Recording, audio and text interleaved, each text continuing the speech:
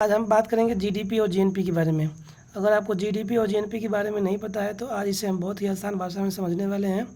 तो सबसे पहले हम जीडीपी की फुल फॉर्म देखेंगे। जीडीपी की फुल फॉर्म होती है ग्रॉस डोमेस्टिक प्रोडक्ट, जिसको हिंदी में कहते हैं सकल घरेलू उत्पाद।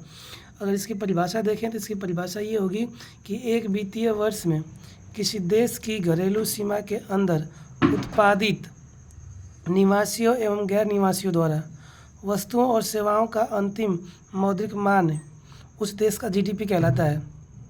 जीडीपी की गणना एनएसओ द्वारा यानी राष्ट्रीय सांख्यिकी कार्यालय द्वारा की जाती है।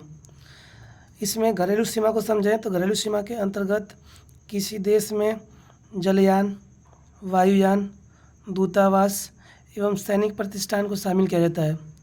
जैसा कि आपको पता है कि घरेलू सीमा के अंतर्गत राजनीतिक सीमाएं और समुद्रिक सीमाओं को भी शामिल किया जाता है। अब इसको थोड़ा आसान भाषा में समझते हैं। तो इसको आसान भाषा में समझने के लिए हम आपको ये बताएंगे कि एक वर्ष में उत्पादित प्रोडक्शन वस्तुओं और सेवाओं मतलब गुड्स और सर्विस का मूल्य जीडीपी कहलाता है।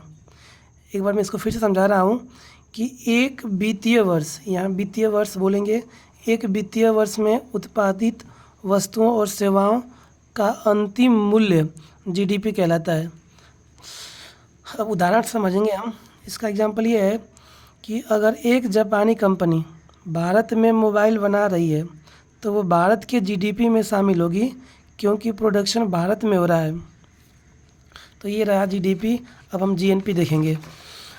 तो सबसे पहले जीएनपी का फुल फॉर्म देखेंगे। जीएनपी का फुल फॉर्म होता है ग्रॉस नेशनल प्रोडक्ट, यानी हिंदी में सकल राष्ट्रीय उत्पाद।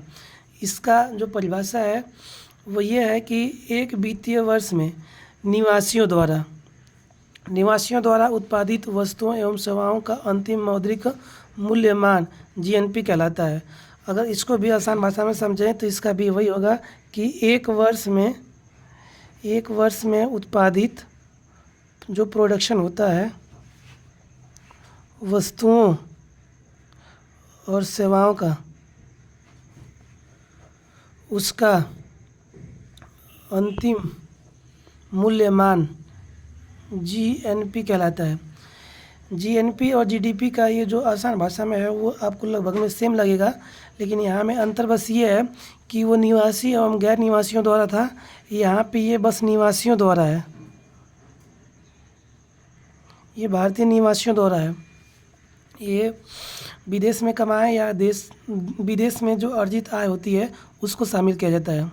उदाहरण देखें तो इसका एग्जांपल ये है कि अगर भारतीय कंपनी अमेरिका में कमाए तो वो जीएनपी कहलाएगा,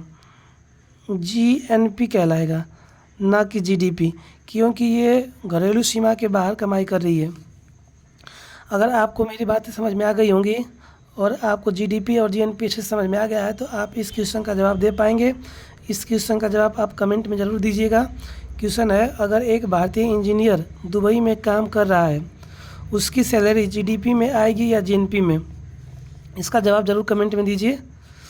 और इसको और बेहतर समझने के लिए आप इस चार्ट को देखें। विदेशी कंपनियां जो भारत में कमाई कर रही हैं, जो देश की सीमा के अंदर शामिल हैं, कमाई करती हैं, उसको जीडीपी में शामिल करते हैं।